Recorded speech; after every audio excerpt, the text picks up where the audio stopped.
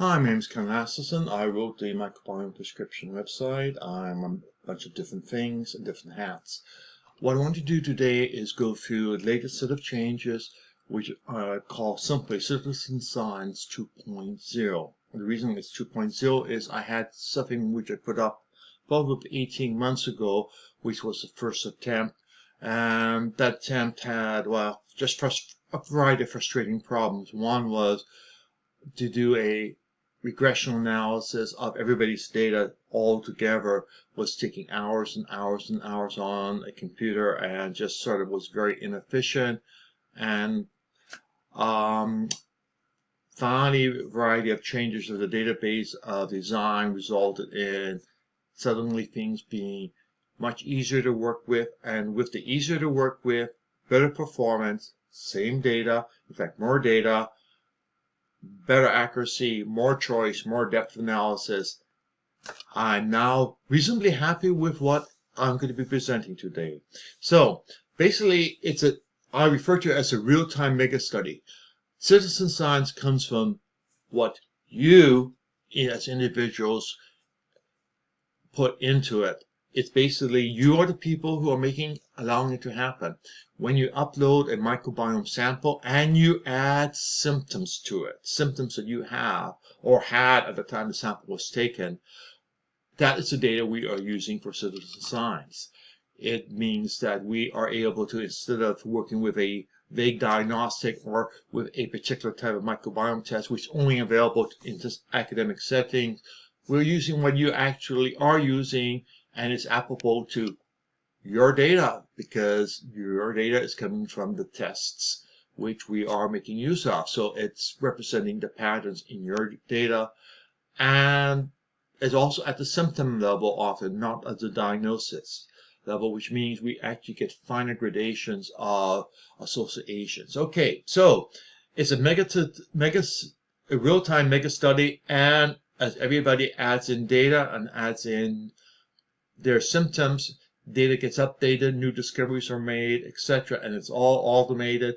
Basically, every time I get, I think, 3% more data, I recalculate everything. Don't do it every single time because it's just simply time-consuming for the computer, and also hammers the database I'm using massively. Okay, let's go on and let's take a look at the key points. Where do we get the data we're using? It comes from you, from the microbiome you uploaded, from the symptom descriptions you uploaded. I take that data, I then go out to reliable sources, bring in information, and create additional information, metadata on that information. But the root of the data is coming from you. You are the ones who are allowing these discoveries to be made.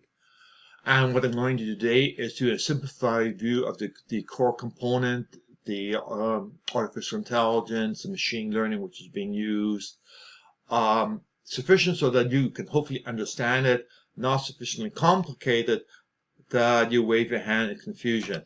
Ideally, you'll be able to actually replicate what I'm doing in a simplified manner and feel comfortable with it. I'm going to walk through a variety of pages which are now new. Some of them were there, but they have been expanded. Some new pages are new. And I'm going to explain particularly what predictive symptoms are. Predictive symptoms means a sample gets uploaded, and I look at the sample, I shove it through machine learning, it comes up and say, hey, these are the things which you may have. Not will have, may have. These are things which matches existing patterns, which are strong statistical patterns, which means that there are things you may be heading towards, or maybe simply a condition which happens to be very parallel to yours in terms of the microbiome. So, key thing is samples are annotated with symptoms. Giving the symptoms is voluntary. I think 60% of people have done so. I would love to get up to 80%. I'm very happy with 60%. It's a good participation rate. Symptoms and classification are all self-reporting. If you say, okay, I have fibromyalgia, I don't require you to have a doctor's approval of fibromyalgia. You may not have it. It may be incorrect. But what you have in terms of symptoms and characteristics is what many people would deem to be fibromyalgia. So if all of you people with the same set of symptoms are giving the same symptom, even if it's incorrect, we can use it so that we may say, okay, this is X. It may not be the official diagnosis of X, but it's what a lot of people will call X. Symptom entering, the process of entering symptom refactor goes to the top of my to-do list. I'm still not happy with the awkwardness of it, but I want to get this out as incentive for me to be able to move on to the next thing. Again, there's lots of parts, lots of refactoring, and it's time consuming. Symptoms include some static data, for example, age, blood type, and gender. Those you enter once and you always have them. Often we ask for diagnosis. Often we don't ask for the severity of it. Severity gets into this type of area where it's a little bit hard to get consistent data because severity is a very subjective aspect. And we don't ask if it's active or inactive, which we probably could, but the problem is we have several hundred symptoms right now, and if we add in active or inactive, we'll get 1,000 different symptoms, which now inhibits people from entering symptoms. So that's sort of a trade-off. Other times there are symptoms such as brain fog or POTS, which is dizziness on standing up, which are very subjective. And so those are some of the type of symptoms that are annotated. There's a long list, as I said, a long list of them. They are somewhat categorized in certain groups. Sometimes they're two very similar, but for one reason or another, they have been separated, and we're going to go forward with them. What we use underneath the machine learning, the artificial intelligence, is something called the Chisquare methodology. Very simple to understand, and it's basically statistics 101. In fact, now only statistics 101. Try statistics 11. I used to teach statistics in high school, and we did this in my grade 11 SATs class. So it is not a particularly advanced or complicated or hard to understand. Let's consider a coin flip. We're flipping a coin. If you flip a coin 100 times, you expect it, if it's a fair coin, for it to be around 50 and 50 for the number there. Maybe a little bit higher, maybe a bit lower. Another way, if we look at it, is a coin, maybe a particular type of bacteria, and we're flipping to see whether or not it's connected with asthma or not connected with asthma. Same type of choice, A or B, A or B. And we say, okay, what do we expect it to be? And if it's unbiased, we would expect the numbers looking at asthma to be the same as for the whole population. If they're biased, we would expect things to shift. For example, if we toss a coin 100 times, you may get numbers like below 41, 59, and you may look and say, okay, that feels a little bit biased. Well, that's a feeling, that's subjective. It's it's apparent. And the nice thing using Chisquare is we actually can get some hard probability for what is the chance of that happening at random. Is it 1 in 50, 1 in 100, 1 in 1,000, 1 in 2? Good question. It turns out, using a bit of math, relatively simple math, we can compute the odds. There are many sites that allow you to actually compute the odds. One is there on the bottom right is an example of the results from that page. And when you enter in your numbers, like I transferred the numbers from the last slide across, 41 and 59, and we end up getting something called a p-value, which is geek talk. 1 divided by p-value gives you actually what the odds are. P-value is 0.2. 0.2 goes into 1 5 times roughly, so the odds are 1 in 5 that this will happen by random chance. So it's not something which you will take a 6-shooter out and shoot a person flipping the coin because he's using a biased coin. Nah, it could have happened just by random chance. You get a bigger sample, and the number ratio stays the same, then you would be concerned. The percentages and the number of tosses both come into the mathematics and determine whether or not it is significant or not. When we're talking about traditional medical study, usually they shout, hallelujah, we found a relationship when we have a p-value of 0.05.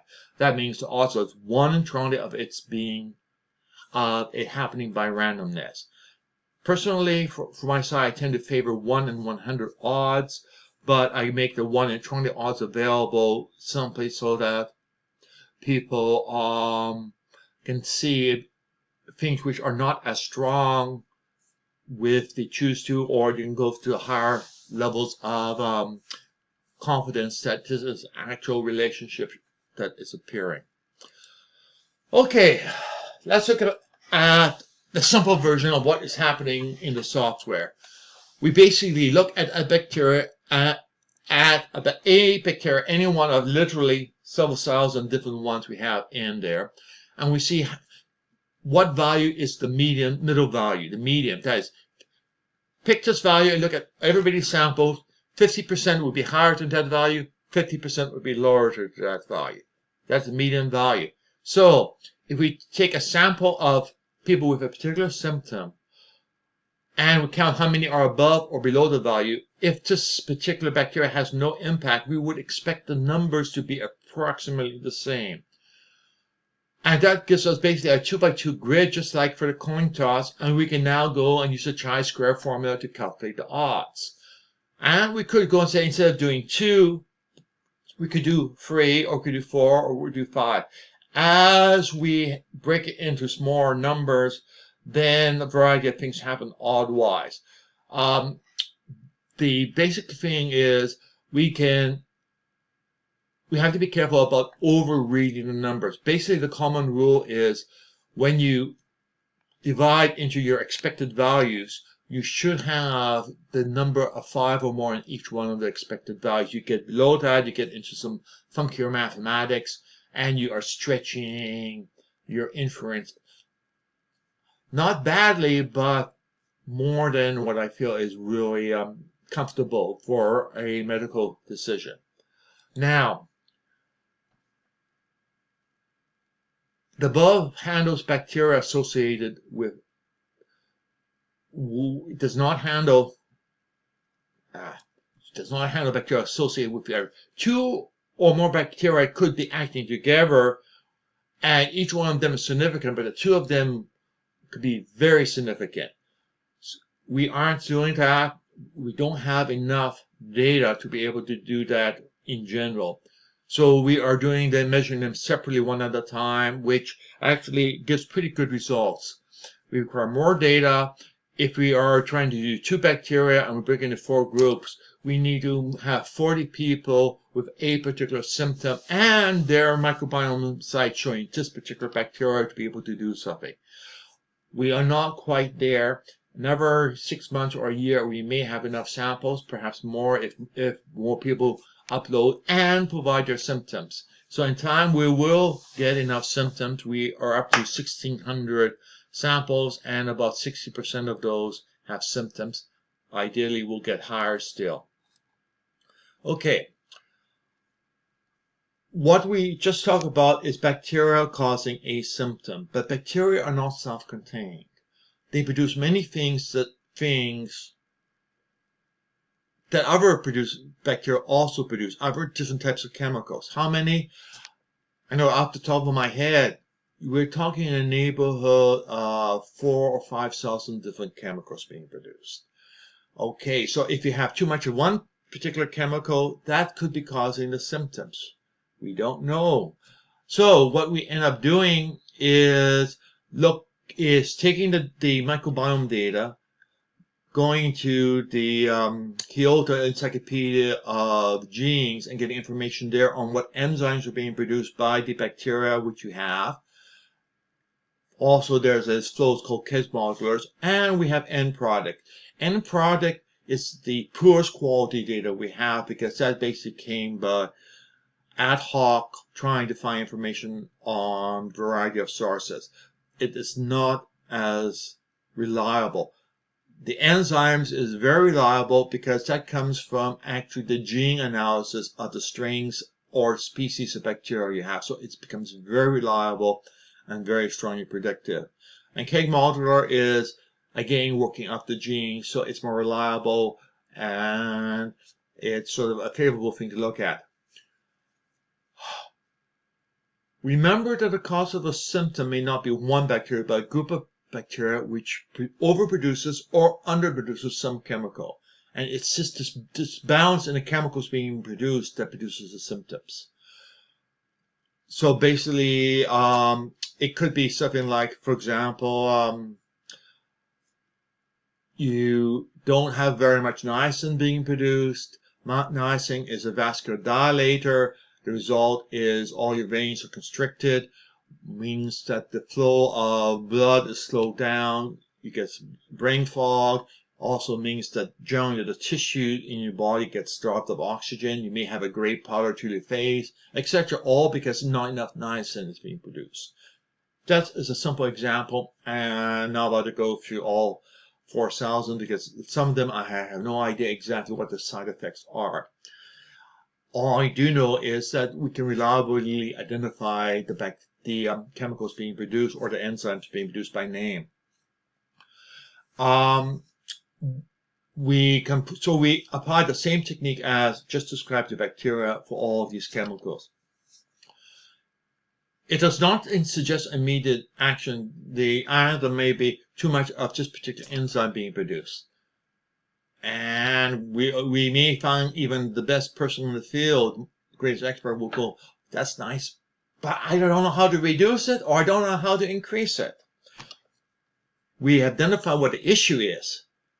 Correcting it is an entirely different thing. But if we know what the probable issue are, we have something to investigate, and hopefully from that investigation proceeds to treatment. Okay, now, when we come up with relationships, we need to be careful not to assume that it's deterministic. That is, you have A, B, and C bacteria being high, therefore you must have this particular medical condition or this particular thing. No. Here is a simple example. You have a temperature, you have irritability, you have a headache, and you have a cough. Okay, those are characteristics. Those are things associated with a health issue. Which health issue? Is it cough? Is it the flu? Is it the cold? Is it pneumonia? I know some people who are sensitive to chemicals, and they'll get all of those symptoms if they have a chemical exposure to something like a fresh air Febreze, or to even drier tissues. They will react that. So there can be many things. All we are doing is saying this group of things are associated with this thing, and we have a statistical relationship. Doesn't mean causality. All it means is something A and B tend to happen together. Okay, so let's go over and start doing the walkthrough. I'll be looking at Symptom Explorer and also symptom prediction. And what I'm going to do is I'm going to start with the person who I just finished doing a talk about, which is trying to resolve multiple tests. Person has a second test. They don't know what is going on to be told something from A and something from B. For example, indicate they have SIBO, which is pretty much a standard stock explanation for a disturbance of the microbiome. It doesn't bother you much. And in this case, the evidence was weak. She was measured 6 different ways or 6 different aspects. Only one of the 6 came back with a positive result. That makes me feel uncomfortable that it is trying to produce evidence for a off-the-cuff ad hoc diagnosis by a medical professional who doesn't know what else to say. It's basically something that will cause the patient to feel better about themselves. it feels like the situation is controlled, rather than the doctor saying, I have no idea whatsoever, this is beyond my expertise, and you don't even know who to refer you to, which some cases would be the morally correct answer. But just remember, doctors will tell patients who have only a few hours to live, everything is going to be all right, don't worry about it, we'll get you through it, even though they know that the odds are 99% that they won't be alive in the morning. So just remember, medical ethics are an interesting kettle of fish. Okay, so let's get back off my soapbox and on to it. So underneath symptoms, we have entering symptoms, which will be revised. We have symptoms explorer and symptoms predicted. So if we hit this one, what we do is we have all four things. We have bacteria, end products, molecular enzymes. And what we can do, if we just want to explore, is we can go down and go through something like allergies and see, okay, with allergies, what is associated with allergies? Well, we have things which are matches. Here we have a bunch of things that are matches and a bunch of things that are not matches. We have matches and not matches. We have a whole bunch of things that are matches. In fact, we have 51 items in all. And I'm going to just click here. And most of those 51 are matches, a few of them are not. So we can go through and do that. We can go and do compounds. So we can add in something else.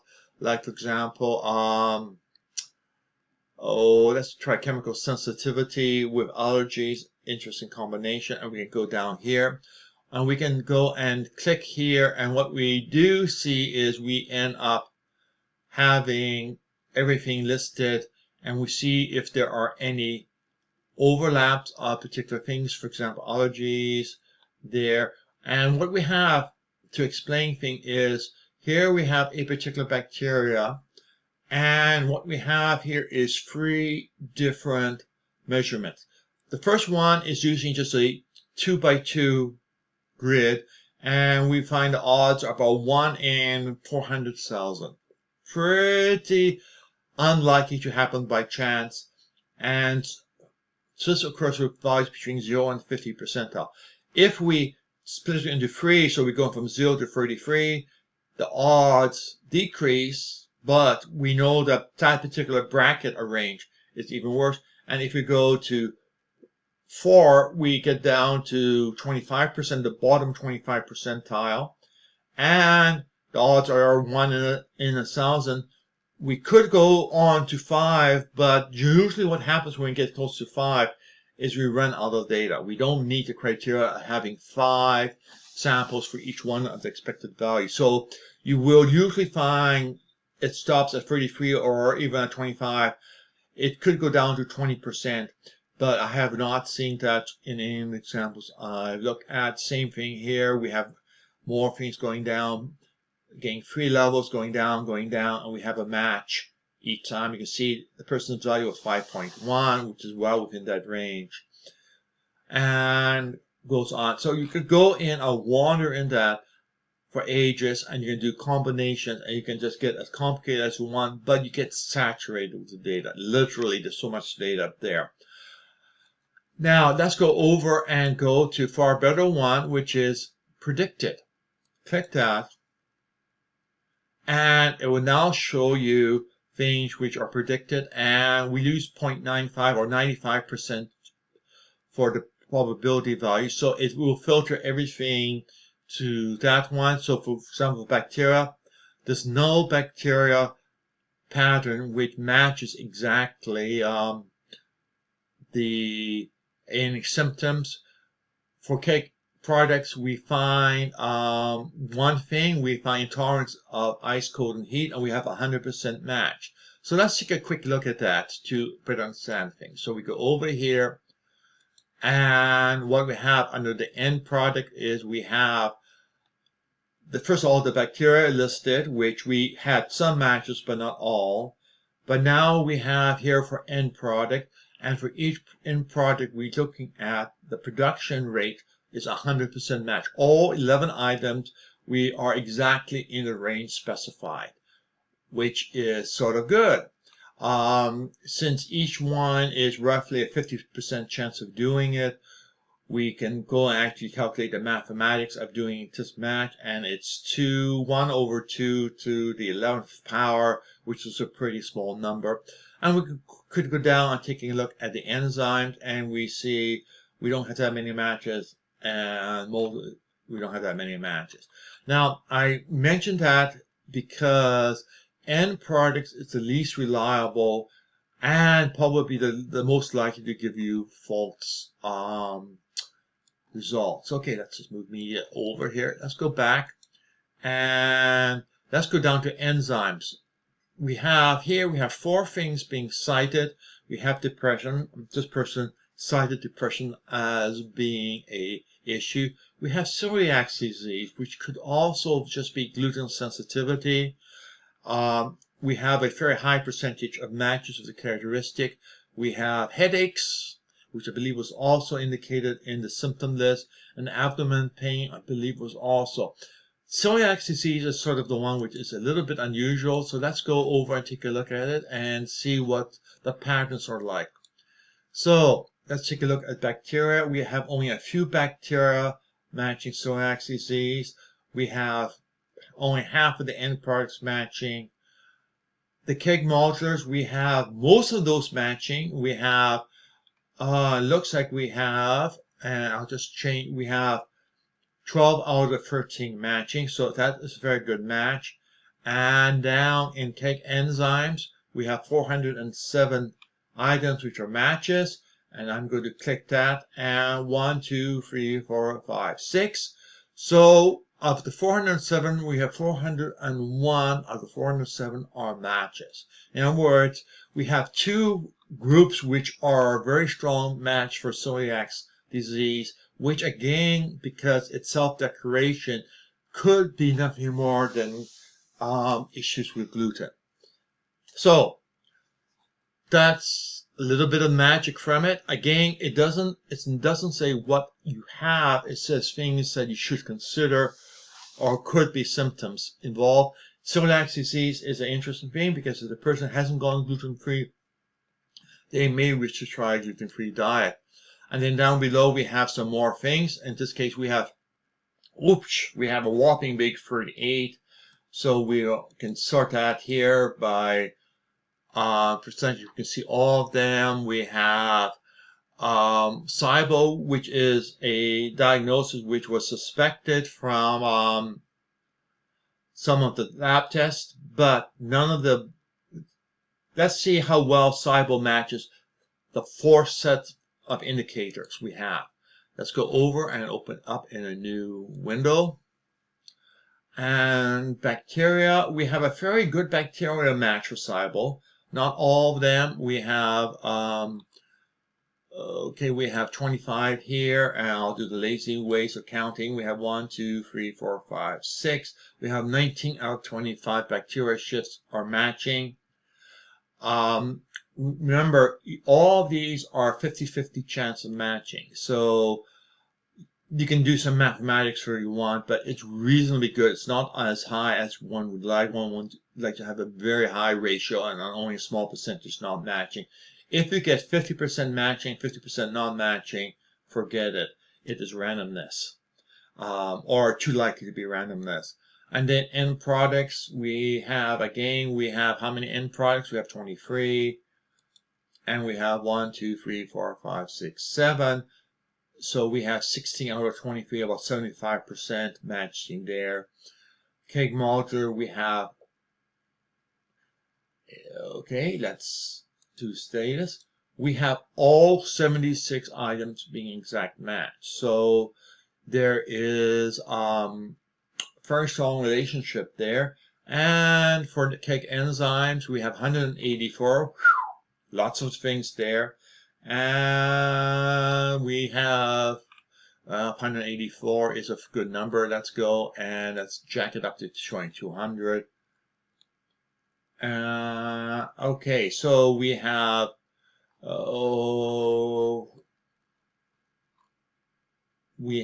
probably about 75% match there.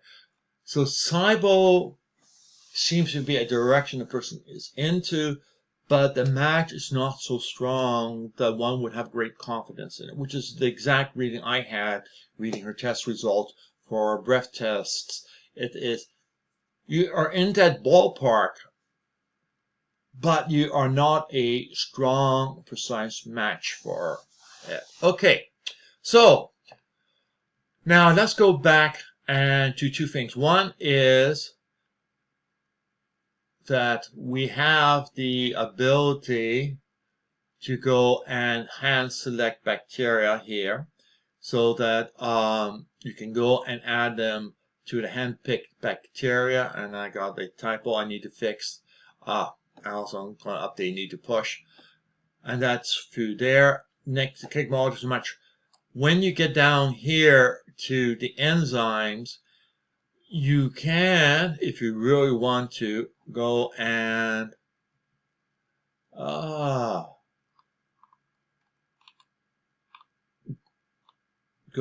if there are any which you were low, and everything here seems to be high, let's go and find out if there are any ones which are low. Okay, the ones which are low, which is just one of them,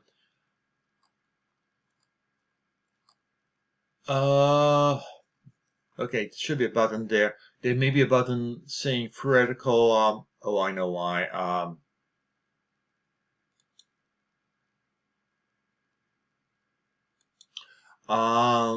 There may be a button showing theoretical probiotics for it.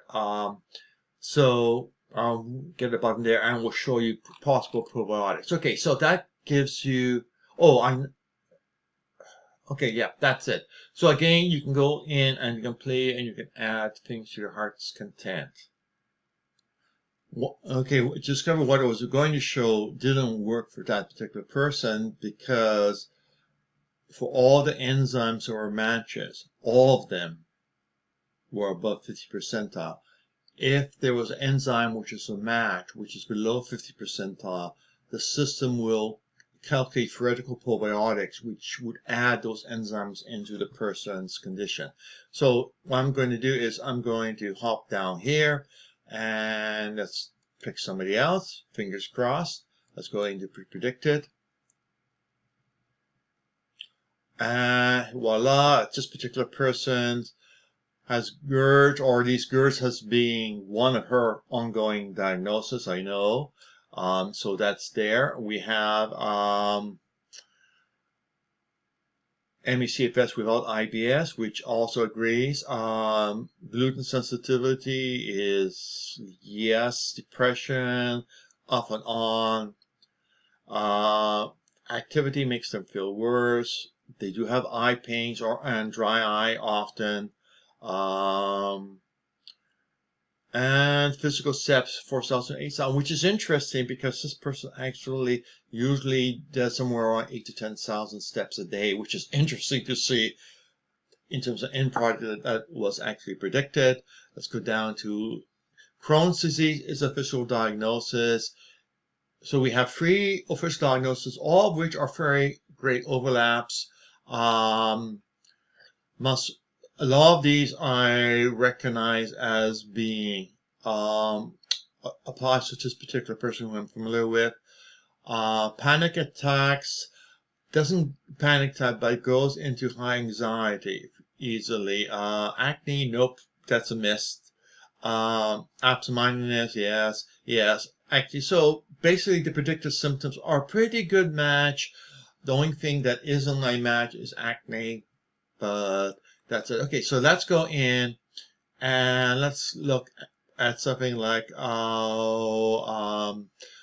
one we really don't want to touch. That one is a static one. And let's go in and look at depression. So go over here and we have the usual choice. Wherever there is a match, there's a checkbox there, which makes it easy. End products, all you can do is if you are low, in this case, a lot of them are not low. If there is suitable supplements, then you could do it. But the looks of things, serotonin is low. which is could interesting. So we have a bunch of things there. Then we have the modulars, which goes down, and now we have matches, and we have a whole bunch which are low. We have 90 there. Now we have the theoretical probiotics showing up. This is what I was trying to show you last time, and it will take a few seconds to calculate. Hopefully nothing will break. We have 90 separate enzymes, so it has a lot of looking up and combination. Here's a list of all the enzymes which is going to try doing it. And what we have is we have the ones which are highest in terms of the number of enzyme. One here is 22, so it produces a lot of the enzymes which are missing. We have bifidose adolescents, bifidolike. It's interesting that lactobacillus are very low down on the list. And this last one, which has an obtuse name, I'm just going to go over and find its proper name. And there is the proper name, Lactobacillus petosis, which is available somewhere in the world as a probiotic. So that's a combination of enzymes that are being produced and which one produces it. So that was the little bit of missing use in which I was wanting to show, which is that. So let's go back and look at symptoms. We have entering symptoms, and we have a variety of investigations here, which may need to be updated, or in some cases removed because we may have the information elsewhere. I'm trying to eliminate redundant items from the list if possible. And causing bacteria, which again, a bunch of these have been consolidated.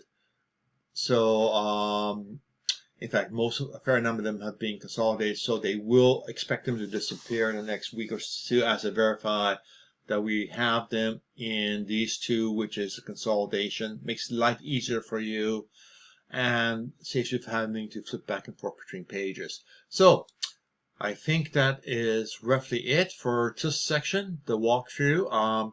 We looked at predicted symptoms and Symptom Explorer, and you can go and do composite and explore more. We have a lot of data which comes in, so it's not as simple as people would love it to be. I would love it to be simple, but we have data, we have reasonably accurate data, and we have also the odds of the relationship happening at random or by for example, here we have things. Now, just as an FYI, if we go up and say we're going to change this to things which is 1 in 100, which is going to reduce, okay, it's going to make our confidence of what we pick much, much better. It could also reduce the number of items. So it's a positive thing. The predicted symptoms are done using lower level, but we're trying to count every match. So the result is it's reasonably good for making suggestions, but it's not necessarily ideal. Now, if I click that, what do we have? We still have a fair number of them. We have 23 here. We have 7 there. We have 43 there. We have only 6 there. So that is much more presentable. And again, if we do theoretical one of just the strongest ones going across, what we have is here, there, and we have 5 there, and we have 1, 2, 3, 4, 5, 6. So we have 3 probiotics that does 5 of the 6, and 4 does 4 of the 6. These are things that will produce the enzyme which the person is low in. And let's go back here. And we can even go up higher, 1 in 1,000. So we're going for very high confidence. And we have a whole bunch of things which is very high confidence. So all these items are associated with depression. You can see those are particular ones. Those would probably be the ones you wanted to put check marks by and do hand-picked bacteria. End product, serotonin is the one that sticks out like a sore thumb for depression. And that's actually, I think, agrees with research. Low serotonin levels are seen with people with depression. And there we have much less. So the thing to do is be aware of the fact that you have multiple levels here, and let's shove that one up to, actually, which one? Oh, okay, and I'm going to flip back here. Right, okay, actually, never mind. Actually, let's go back to symptoms predicted here. And I'm going to, okay, we have significant threshold, which is 0.95. Okay, so I'm tired. It's late at night. I've been trying to do things. Again, the hilarious thing is organic diet. First thing is organic diet. The number of precise matches that shows up with these predicted symptoms has been actually, I would say, astounding. Delightful, beyond my expectations when I did it and continue to do it. Just sort of physical steps per day correctly done. Organic diet, GERDs, just sort of, hey, wait a minute. This is all coming from the microbiome all by its lonesome self. No medical history involved. What it means is, if you're a medical professional, it means you may have an alternative, lovely way of having a short list of medical conditions to look at from a microbiome sample. Sometimes items which may be off your radar because of other symptoms. Sometimes we have symptoms pollution or symptom saturation. So to wrap up this talk, and so I can get to bed, is citizen science gives actually concrete evidence-based suggestions of alternative diagnosis or things that should be considered. Sometimes doctors will jump at the first suggestion, and as with the case of fever and headache, etc., they would probably grab the most probable and may inadvertently ignore other ones which have a reasonably high probability of being correct. So this approach, I believe, has strong diagnostic potential, very strong diagnostic potential. The second aspect is we have a model of the cause that's produced. Too much of this group of enzymes, too much of this thing. It identifies components. Unfortunately, it can be a large number of components which are out of whack, which actually it does not make it impossible, but it does indirectly leads to more advanced mathematical methods from operations research to be more focused into a group of bacteria. It's a optimization issue, which I won't get into at the moment. I'd love to go off and do it, but it's going to be a few weeks of hard work to do it. And it has some potential for treatment suggestions. For example, theoretical probiotics is for the enzymes deficiency. And the other option is hand-picking bacteria and doing custom suggestions based on your hand-picked bacteria, which is again another therapeutic treatment. So that's basically it. It's the next iteration, the next generation, citizen science using the data that you provide. If you haven't provided your symptoms, please add them, because that is where this data comes from. Give back to the community, give back to using the site but adding your symptoms in. It pays back for you and it pays back for everybody. So that's it. Have a good night. I'm off to bed shortly.